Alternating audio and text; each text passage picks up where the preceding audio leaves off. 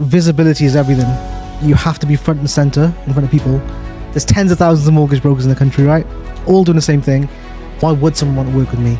If I put myself out there, people can resonate and connect with me, and then they want to work with me. If they want to work with me, half the battle's done. So success means being able to do what you want to do, spend what you want to spend, having peace of mind. Peace of mind is the most important thing.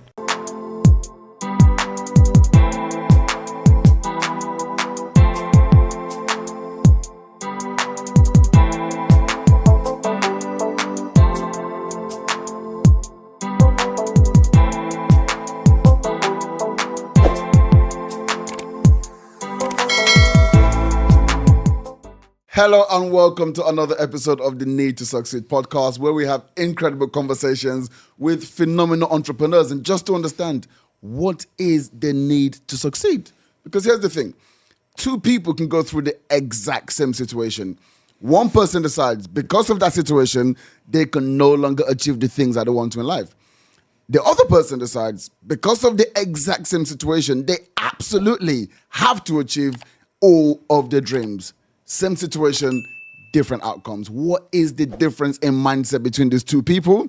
That is exactly what we look to uncover on this podcast. And today, we have an absolutely incredible guest with us today. He is an entrepreneur, a content creator, and I must say, is it a financer? Is that what you say, a financer? The actual job is, I'm a mortgage broker. In the mortgage broker, in the financial space. Ladies and gentlemen, please join me in welcoming Mr. Shazad Ahmed. Ibrahim, thanks for having me. Listen, Where's Shaz? Everywhere, and I'm also here. You found me. Bro, you've had some good guests on this podcast. I'm really excited to be joining the list of massive names. Thanks. Yes, bro, honestly, I'm super excited. Like you were just saying to me down there, like, thanks for being persistent, because I've been on your case, innit? Politely persistent. There's a difference. You could be messaging me every week. Can you come on? Instead, you were very kind and courteous, and yeah. Come on, we gotta be done. Honestly, thank you so much for coming on. Thanks. I'm looking forward to this. You know? So, bro, I didn't tell you, but I know you've been watching because you've said a couple of things before we start. So you probably know what I'm gonna say, but I'm gonna say anyway. We have got a tradition on the podcast, Go. right? So everything else is just free flowing, but the first and the last questions are the only set questions. So let's get this started. Let's do it. What does success actually mean to you, my friend? To me, success means being able to do what you want to do, spend what you want to spend time with who you want to spend, without having to worry and having peace of mind. I think peace of mind is the most important thing. It's so true, man. And I love you. I've said this so many times that everyone comes on different ways in which people view success, but it always comes down to a few core things. Peace, freedom. Can you sleep at night? Autonomy. Can you sleep? That comes down to peace as well, right? Yeah. And it's just because when you look at this world, everyone is just chasing something. In fact, I was at a networking event this morning, and there's a lady there who is she just started a business where she is teaching secondary school students about personal finance and business. And we were discussing, why does this not actually exist in schools already? In the curriculum, yeah. Right? And I was saying to her, I was kind of challenging because she's actually an educator already. And she said, it kind of does exist. And, they tell us that, but there's a certain frame. But I said, listen, it's not a curriculum. You've got maths, you've got science. Personal finance in 2023 is just as important as the subject. So if they really cared and they really wanted kids to understand this stuff, it would be taught, right? Economics, how to buy a house. That's one of the life skills people should know. Can you imagine? Yeah. Especially in England, right? But cool. So that was my rant done. The first Mic one. drop. The first one anyway. Cool, let's get into this, bro. I want to understand, because you do a lot. And you've actually got like a particular style with your content creation, which is really, really good, really educational and very natural, actually. I really enjoy watching your content. But I want to understand about yourself a little bit more. Before you became Shaz, right? Yeah. Can you just give me a little bit more about yourself? So, for example, normally, not just for entrepreneurs, for most people, they have like these defining moments when they're younger, and it kind of just sets them on this track in their mind. Now, they may veer off that track, at some point, but there's this certain thing that they keep with them. Do you feel like you've had any sort of defining moments, let's say, before you were 10 years old, that's made you who you are today? Absolutely. No, really good question, actually. So if we go right back to young Shaz, before West Shaz, standard kind of Asian kid, good at school, good at most things. I had no real interest in business, but My dad used to run a corner shop. We used to live upstairs. So I saw him graft very hard. And I'd always been in corporate jobs in finance and call centers mainly. So, looking back, it's so monotonous. Pick up the phone. Yes, hi, thanks. Yes, hi, thanks. Monotonous. But I was very comfortable. Easily, I was very, very comfortable. And then two things happened that made me kind of think, you know what, this isn't long term, this isn't sustainable. I need to do something. One, I got made redundant from Barclays.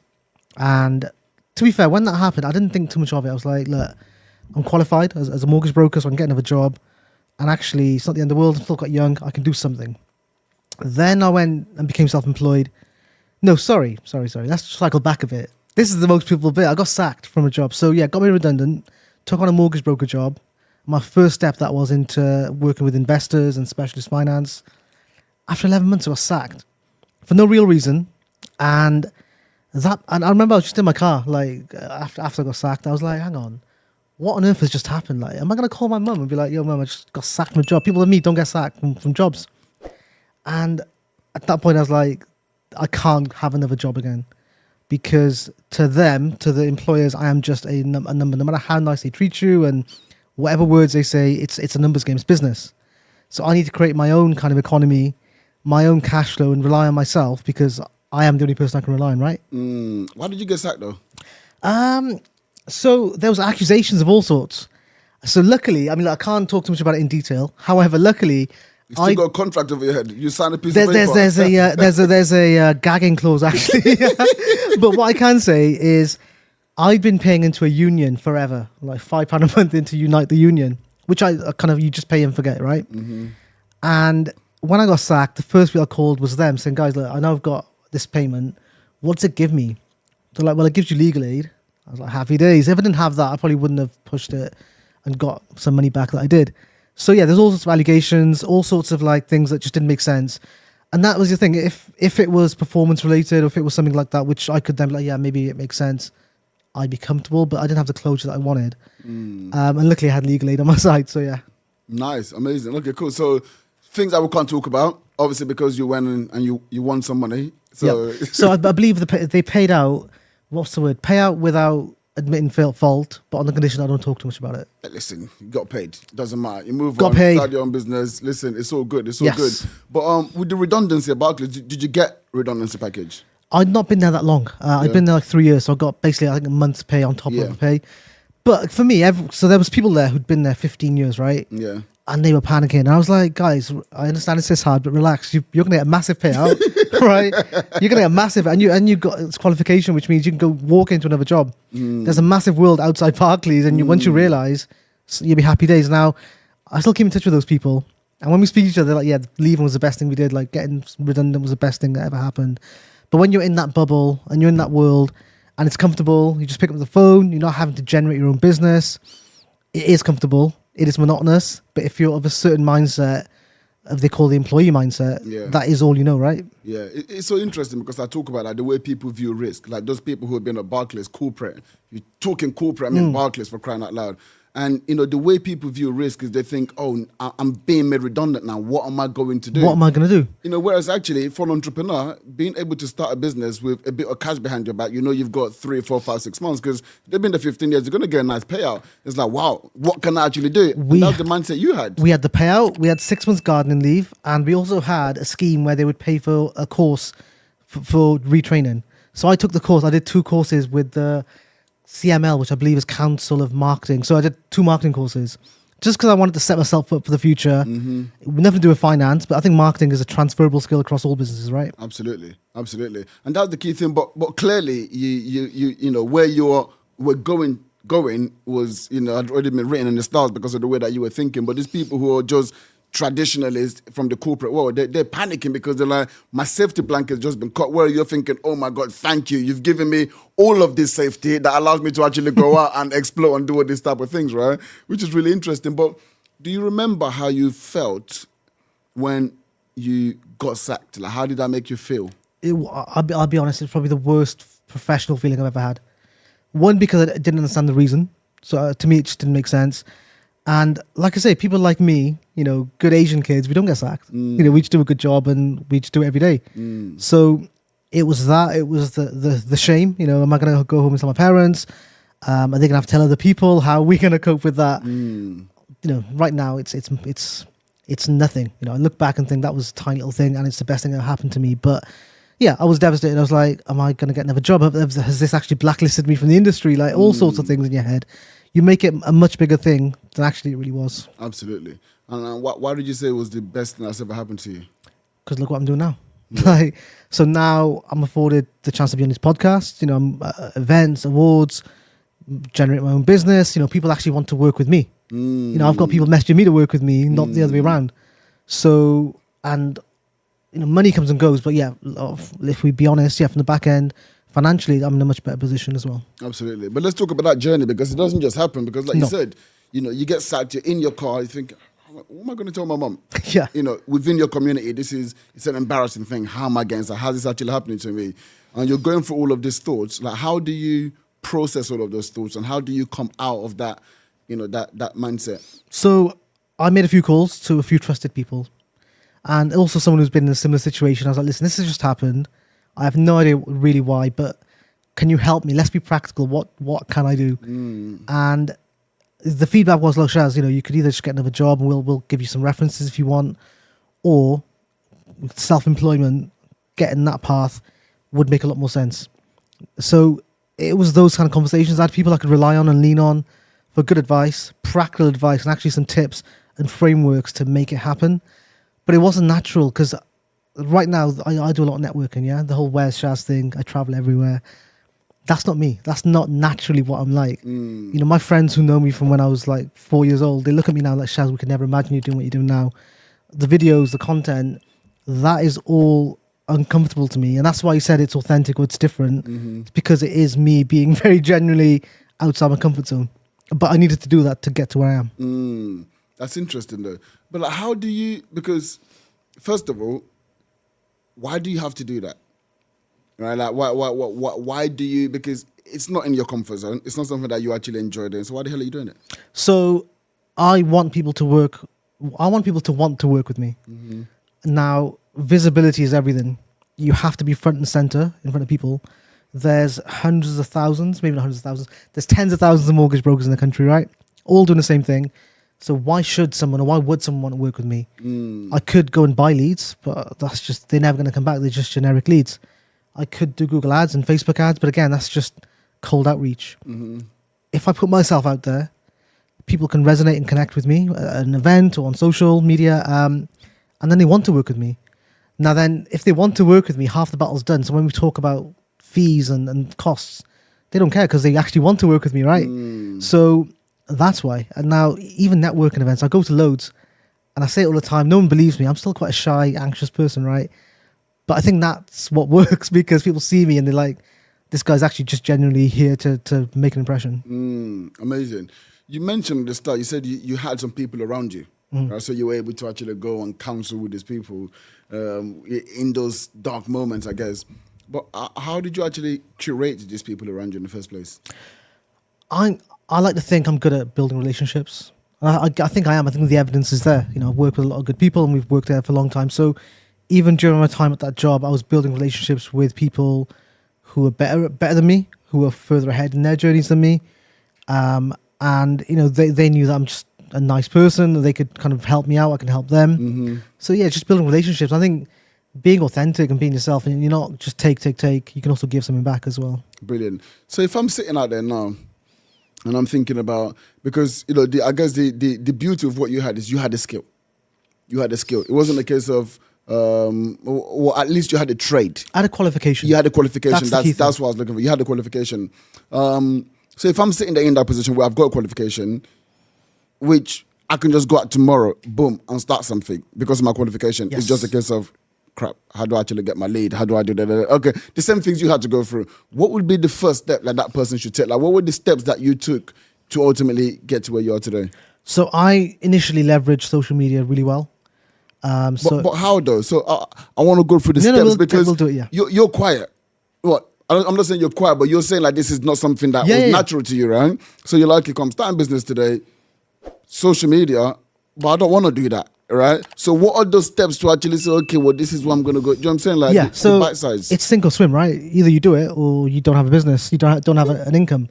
Now, the way I changed my mindset around it was to treat it like part of a job. So, okay, I don't like doing social media. Well, it's part of your job. When I was at Barclays, I did my job, did all the tasks. Treat this like a job. It'll pay out in the end. And yeah, I kind of networked on Facebook quite a lot, in with the right people. Be curious, ask questions, take an interest in people. And I've got a very good memory, right? So I'm good at remembering little bits of information people give me, which I'll bring up afterwards. Oh, hey, Ibrahim, how's your dog? You mentioned it 6 months ago. People think, oh my God, you paid attention. Yeah, of course I did. So little things like that, I was just good at doing it. But the reason why and how you do it is it's part of your job. It's part of your business. If you've got a one-man band business, you are the marketing team, you are HR, you are finance. So even if you don't enjoy it, either you outsource or you do it yourself because it's part of your job. That's such a key lesson. And I've experienced this myself. As an entrepreneur, people don't realize this. When people just think about just quitting your job, going this entrepreneurial route and everything, just kind of falls into place. You got to understand, when you're in the job, you've got a routine. You got to be there at a certain time and you finish at a certain time. And if you're not there at that time, there's going to be issues. And you can't just decide to get up and leave at a certain time. But when you're an entrepreneur, you can decide to stay in bed till 10 o'clock. Right? And you can decide to stop working when you want. Now, having that discipline to say, no, I'm going to create a routine. I'm going to create a pattern. Like, this is work. Respect your business. Respect your business. It's a difficult thing. And you need to understand that that's the mindset it takes to actually excel and to succeed. And I remember when I first started kind of the self-employed route, I was working with underneath a firm. And I had no clients. I had no business. I had no brand. But I was self-employed, so I was trying to get the business. I'd still be the first person in and the last person at the office because I was just there trying to absorb as much information as possible, get as much social media outreach as possible because it was my job. This is the foundation of starting that business. I think, obviously, this is very much focused on sales. Like I would consider what I do as more of a sales type business because I'm trying to generate business, which I then process. What problems am I solving? How can I solve more problems? Because the more problems you solve, the more you get paid. Absolutely. I always say this, and anyone listening to this podcast, you've heard it so many times. The amount of money you make is in direct proportion to the amount of value you actually put in the value, and that's it. It's not that to do with the time or the effort. It's what problems are you solving, and that's it. You get paid. And again, look, nothing wrong with having a job, but I think you have a job, you work your hours, you get paid this amount every time. If your expenses suddenly go up one month, you've got your MOT or your car's broken down or something, your pay's not going to go up. But if you're in a business, you could work more and get paid more. So yeah, 100%. I couldn't agree more. Okay, cool. So like now you've set up. You decided I've got to do social media. I'm listening to these mentors, people who have done it. Yeah. They're telling me this is what I've got to do. So whether I like it or not, this is actually what I've got to do. To make it happen. Do you remember what it was like when you were first? Because look, you got to do something. It doesn't mean you're good at it. Of course. Right? So just talk through those first steps you took and how you took them. So what I kind of adopted was a 3-step thing. So social media, physical networking, and online networking, as in DMing people, right? Physical networking was very, very tough at the start. I used to talk about all these irrelevant things. I used to have a third share in a burger restaurant back at that point. I used to talk about my burger restaurant. Now, my thinking was, yeah, because it makes me different. But the feedback was, Shaz, look, it's great, but no one cares about your burger restaurant. They want the mortgage sorted. What do you want to be known for? This guy who flips burgers and also does mortgages. I was like, okay, yeah, let me change that positioning a little bit. So yeah, I had to adopt a bit different positioning. But what I found really worked really well was doing all 3 things. So putting yourself out there on social media. I never used to show my face either, by the way. I used to be just text posts. But doing stuff on social media, DMing people, and networking. If you do all those 3, it works because when you meet people in face-to-face, if you've been active on social media, they kind of know who you are. So that makes the face-to-face stuff easier. If you meet them face-to-face and then you DM them, it's easier because you met them face-to-face. It all works in one cycle. But it wasn't easy at the start. I think I was probably very cringy at the start of networking because I used to pretend I was on my phone. I'd never used to want to speak to anyone. But it's like, what's the point of going? You're wasting your time. So powerful. But I think networking in general, that is, I've actually got a 90-minute keynote presentation on The Power of Networking, which Go really on. talks about how to network. Because what I found is a lot of people, in the industry, people always talk about your network is your net worth, but no one actually tells you how to build it. network and how to do it. And it is a skill, but I think everything comes down to preparation. A lot of people, when they go networking, they just simply do not prepare. And as a result of that, when they get out there, they're a little bit nervous. They don't know what to say to anyone. They start stuttering their words, which makes them even more anxious. And it means essentially they don't get out of that networking event what they wanted to. Yeah. All it takes, a little bit of preparation. Preparation. What am I looking for? What do I need from them? And then how do I articulate the value that I can give to them? That's perfect. I love that. And if anyone's seen me on any of the podcasts, I've said this before. I still do it now. It's pre-networking, so it's a bit of research, like you said. Let's say Peak Performance. You're going to Peak Performance next week, right? Yeah. I know they always reshare who's bought a ticket. If it was me and I was going to Peak Performance, I would DM those people who are going. Oh, hey, Jack, I see you're going to Peak Performance next week. So am I. What do you do? This is what I do. Great, I'll see you at the event. That takes 3 minutes. No more than 3 minutes. Do that 5 times. You know 5 people at the event. So when you go there, you know people. You're not anxious. You're not shy because you've broken the ice. Pre-networking, I think for me, it was a game changer. And just research. Like, again, if you see people who are coming and they've got a bit of a profile. So say someone saw that you were going to an event, I would go to your Instagram page. I'd see, he's got a podcast. He does this. He does this. So when I met you face to face, I'd bring it up. How's your podcast going? I saw you. Like, it just shows you pay attention. You've done your research. 100%. But 100%. But networking is. I always say networking is the lifeblood of any business. What would you say? That I saw there's a clip from it's on TikTok about 2 years ago from Stephen Bartlett. Yeah. And he says he thinks physical networking is a waste of time because he feels that in terms of distribution or getting in front of people, social media has a lot more distribution. Yeah. I get it when you're a multimillionaire, Stephen Bartlett. But for small business owners, I don't think that's actually practical at all. Yeah, I don't really agree with that. But listen, I'm a massive fan of Stephen, so I definitely listen to a lot of what he says. But yeah, 100. Like, there's different levels, and I think generally a lot of the advice that these multimillionaires give, I think sometimes they just need to buttress it. They lose the context. There's context, exactly that. Those people who are shy about social media. Now, look, I also say you absolutely must be on social media in this day and age. But if you've got a tiny following or you're still a little bit embarrassed, you haven't done that yet, at the very least, get your butt out there and meet people face to face and build those networks. Guess what? You might meet someone at those networking events that shows you how to do social media, right? And how to actually grow your following. That's the beauty of doing social media, of going out and networking in the first place. So yeah, for 100%, I think physical networking for me it's incredible. Cool, man. So let's talk about explain a little bit about the current mortgage scene, maybe from your business and what you guys do and that sort of thing. And then let's talk about it in a wider context of actually what's happening in the economy right now. Yeah. So just for context, I only work with property investors, so I don't do residential mortgages. It's basically buy-to-let, HMOs, bridging, development, non-regulated finance for investors. And to be fair, like, we're busy, we're active, and we're busy because investors are always looking for deals. However, the conversation I'm having with my clients is that deals are not stacking as well. They're not making as much money as they want to make for the deals to work. And they can't increase the rents because tenants just can't afford rent. So there's that weird dichotomy there. Property values are coming down slightly again still. So transactions that I'm doing are high and I'm grateful. But in terms of landlords and investors who I'm working with, they're not making much money right now. They're like, look, we're just going to have to bear this out for the next 2 years and hopefully rates will go down. Okay. So they're hopeful. All right. But I don't see in terms of like mortgage rates and fees, rates are higher.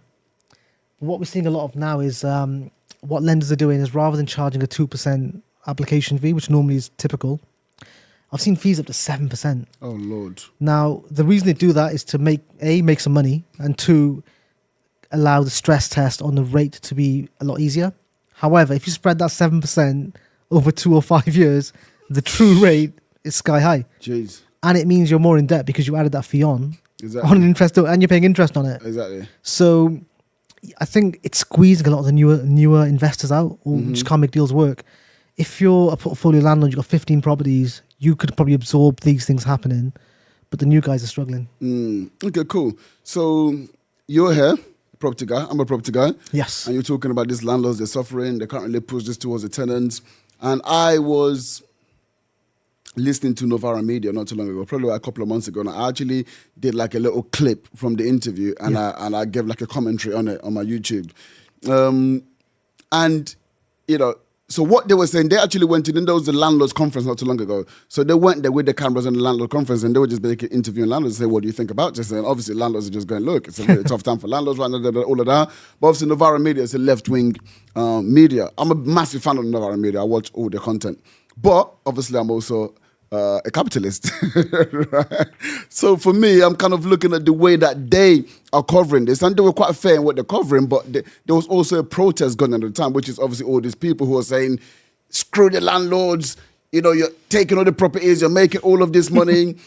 So how do you justify tenants going, our rents are going up, they're going crazy, and saying landlords are not making enough money? How do you quantify both of these two angles? I think because we generally are in a cost of living crisis. People's costs have gone up, their incomes haven't gone up in proportion, and if you're a landlord or a property or property professional running a property business, if your profit from that property has gone from say £300 a month after all your costs to now £50 a month, which is a genuine thing, that's not a profitable business. So there is that disconnect because cost of living is higher, but like we spoke about off air, people do prioritize the wrong things. There are people who are renting who'll get paid and they'll put money aside for a holiday, not for their rent or their essential living costs. Holidays are not essential. So there's that side of it. Some people might argue with you on that one. Bring them on the show, let's have a chat. I said, listen, I need to enjoy my life. Life is difficult. Like, why should I not be able to actually take a holiday and take a break and, give my mental health some de-stress? Well, more power to you. But if your landlord then comes to you and says, when your rent has been late for a day or two, that's because you've not prioritized not the right things, but you've not prioritized your rent. You don't have to own a house to have a home. So if you're living in a rented accommodation, that is your home. So you need to pay for that. It's not free. Landlords not running charities; they're running businesses. So as much as you can be a caring landlord and take care of your tenants, be friends with them, whatever, you still have to not be in a loss because of it, right? Should landlords be banned? Because why are they buying properties? Why are they buying properties? They should be banned. They should only be allowed to have 3 properties, no more than 3. Of housing, and these people are just buying properties and making all this money from it. Why? It's ridiculous, right? They shouldn't be allowed to have more than 3 properties. I think there should be a cap. Absolutely. Yeah. No, I'm not serious. What's the solution? I know. No, I mean, there's no solution, but I know the likes of Lloyds and John Lewis, they want to get into being property owners.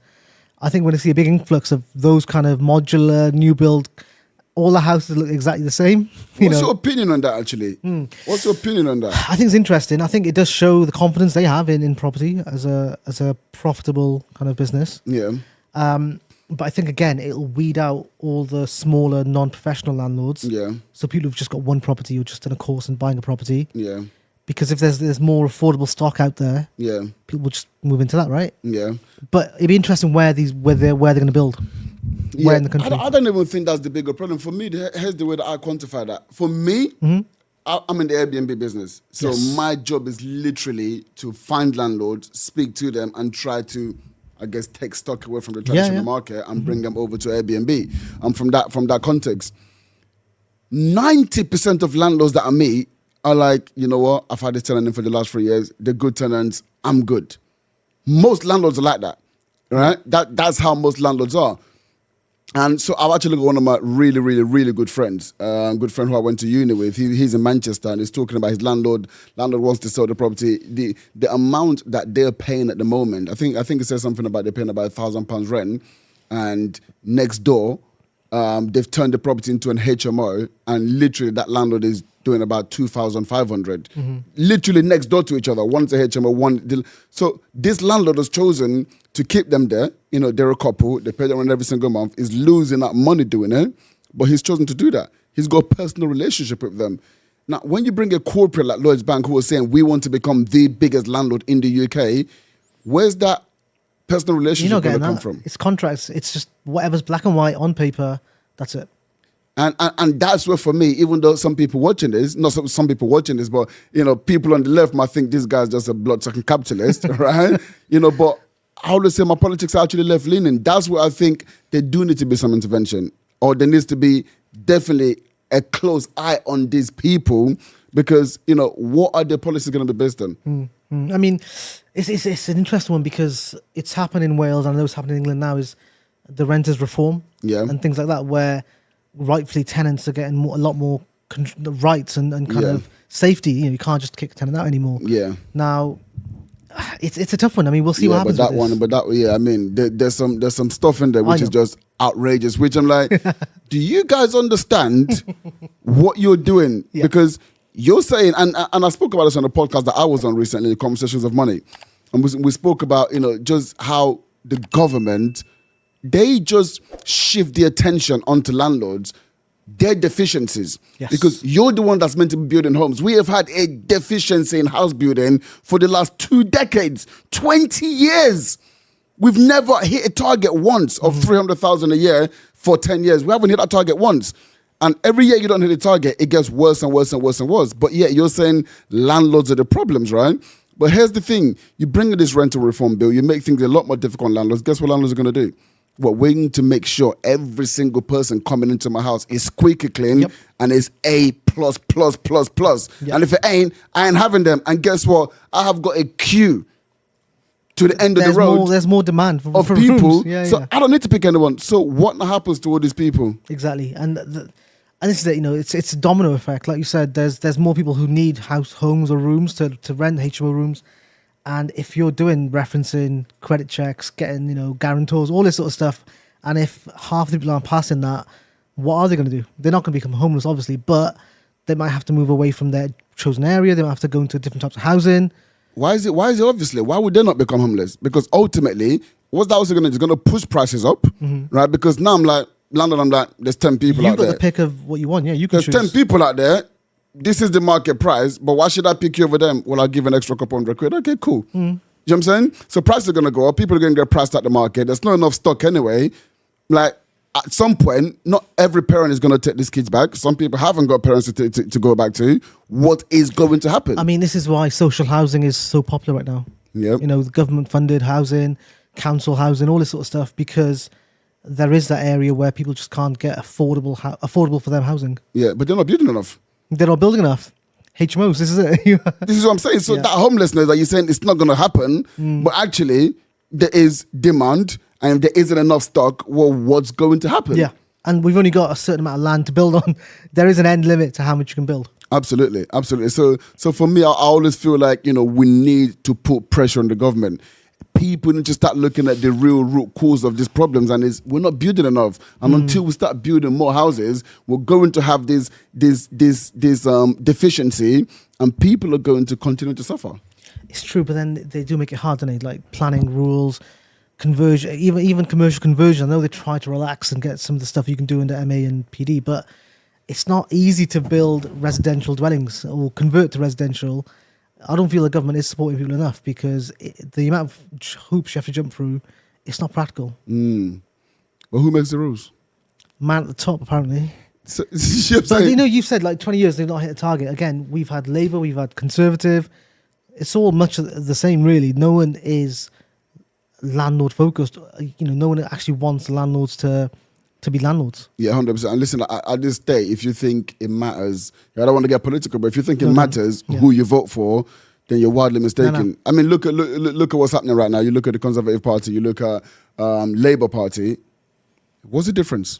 Nothing. And I think this one of the reasons is, unfortunately, when they do the party manifestos that we'll do this, this, and this, none of that is legally binding. Not that it should be, because some things obviously are out of their control, but if they say, for example, but there should be a standard. There should be some sort of minimum standard. If you tell your client that you're going to do something for them and then you don't do it, what happens? You got to be accountable, right? But it never happens, and they just win votes by just throwing out statements. Yeah, we'll reduce country debt by 50% by next year, but it's not going to happen. But they just say it to get a vote, and that's part of the problem. People just hear what they want to hear and just vote. Yeah, Labour, this non-dumb status, this amount of money they're going to save from it, they've literally spent that money in everything else. You're like, how much money are you actually looking to get from this taxation, right? It is absolutely ridiculous. But, okay, cool. So I guess, what do you feel like, because for your industry, you spoke about you focus purely on the buy-to-let market. So these are professional investors.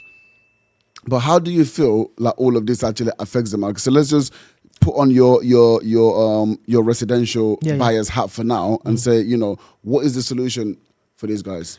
I wish I had the solution, Ibrahim. I don't have the solution. You're the man, Shaz. Let's talk this through. Let's talk this through.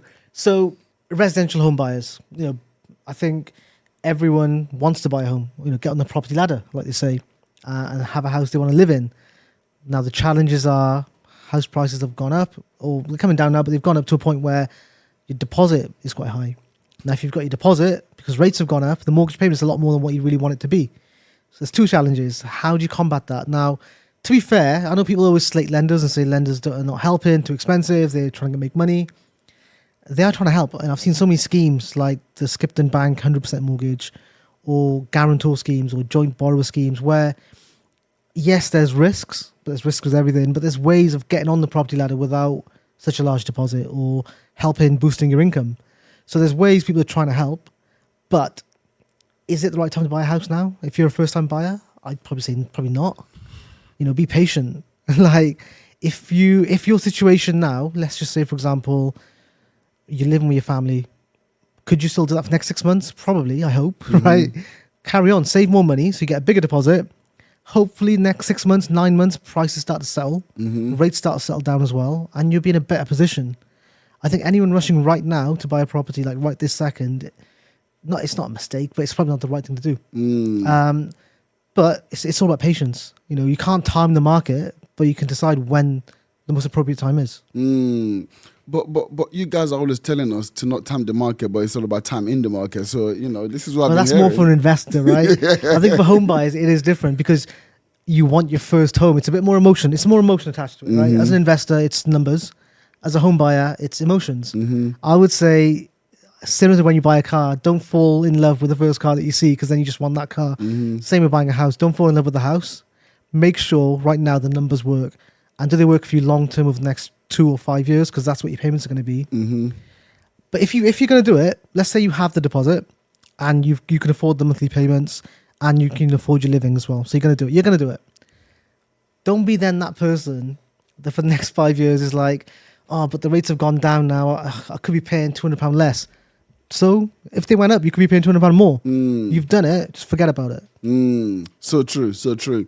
And what about the investors? Because right now, you know, we just joked about not timing the market and timing the market, but it is generally a precarious, like you just said, the kind of coming down. We don't really, you know, it's difficult to determine because really, in my opinion, which is based on some knowledge of the industry, you know, we should have had a crash, for the past 3 years. Yeah. Right? Yeah. There's always something though. There's always COVID, war in Ukraine, war in the Middle East. There's always something. Exactly. But, you know, with investors, I think one of the issues is... But the point I'm making is there's this... So no, that's fine. I just wanted to ask the question, which is there's this bubble that I believe that we're in at the moment. And from an investor, I feel that there's going to be some incredible opportunities in the next 12 to 18 months. The bubble hasn't burst yet. But then at the same time, in 2020, this was meant to happen. And the market has just been going like... So like, how do you make that call without giving the cliche time in the market, not time in the market? How do you make that call? What are you advising your clients right now? No, it's a good question. I think one is down to your personal attitude towards risk. How risk averse are you or how risky are you? Then how much can you absorb? So if rates do go up and down, if the costs of trades, if you're doing a project like a refurb project, if your costs go up or your time in doing the refurb goes up, how much can you absorb that? What margins are you working towards? What contingency have you got? So if your cost is 100K for the refurb, can you afford 10, 50 grand more? You know, because you should be able to. The overlying problem really is with investment funding is no one really has any confidence in the economy, in the UK economy. So when they're trying to price for longer term, they can't. That's why they price it higher to cover all bases, right? So that confidence isn't there. Until that confidence is back, the rates will not go down. In terms of chats with my clients, like I said, we're busy, but we're busier doing a lot more bridging and development, which to me tells me people are kind of hedging their bets, thinking rates will go down in 6, 9, 12 months. They're doing projects where they have to come off those bridges. I'm doing very little straightforward purchases because numbers just don't work, but a lot more bridging, a lot more short-term finance. Why is there a lack of confidence in the UK economy? Because cost of living, inflation, recession, all these words that are thrown about. It's happening everywhere, though. It's happening everywhere. It's a global thing. It's not a national thing. Mm-hmm. But because of those words and these things, and not to get political, the UK government is happy to fund different things elsewhere, like wars and things that we have no concern over, but that money could be spent doing different things. And unfortunately, during COVID, we had quantitative easing. We printed so much money, right? And bounce back loans and all these sorts of things have to be paid back at some point. And I remember, I'm not as old as I look, but I remember during the whole Tony Blair Labour government, we were encouraged to take out credit cards, loans, overdraft, take out large mortgages because rates were lower. But the UK always has been a debt-heavy kind of economy, right? From memory anyway. Yeah. So the confidence needs to be there that we can service our debt, we can pay it back, and actually the spending from there's a lively spending in the economy. Yeah, I couldn't agree more, but I actually just genuinely think like the UK is in decline at the moment. It's not what it used to be. Yeah. Let me tell you this why, because I've got family in Pakistan. We visit once every 3-4 years. Before, when we go there, everyone wants to come to the UK. No one wants to come to the UK now. They want to go to Dubai or Saudi. Serious. So the UK is not that place anymore.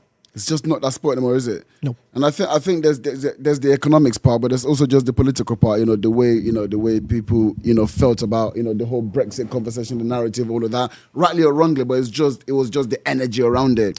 That was a weird time, wasn't it? Yeah. You know what it is? I've done a bit of reading to try and consume content. I think there's been a rise in nationalism all over the world. Yeah. This is why Donald Trump came to power, because people are now comfortable saying things maybe they wouldn't say. Same reason why in this country Nigel Farage didn't come into power, thank God, but he got a lot of prominence. But it's everywhere, even in France, nationalism, being proud to be whoever you are in your country is on the rise everywhere. What's your opinion on that? I think it's good, but you need to understand, what does that actually mean? Okay, proud to be British. Well, what are British values? What does it mean to be British? It's no good just saying British only. Well, what does that mean? Like being British is a hot pot of loads of different cultures. That's what Britain is, right? We used to take over other countries and things like that. So, what does it mean? You got to understand where that's coming from. Yeah, I completely agree with you because yeah, it's like the way nationalism or pride or national pride is kind of portrayed in the media. It's a little bit weird, and if I'm honest, I used to kind of buy into it as well until I started thinking about the Nigerian context.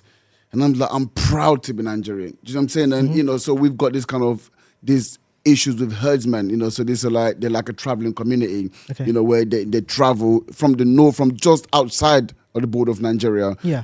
So some of it's like the Fulani Hausa tribe, they travel up and down the country. And we've got this herdsman issue where they're going into different places and actually killing people and taking over the land. It's like, well, you don't want that. Yeah. Right. And so you start thinking about some of the things that Donald Trump is saying. It's like, let's think in America first, right? Let's shut the border. So you start thinking, well, if I would think this about Nigeria, well, why wouldn't other people want to think the same about their country? Yeah. Right? So I kind of understand that. Obviously, there's a rhetoric, there's a way you do things, there's a way, not to be discriminatory, all of that.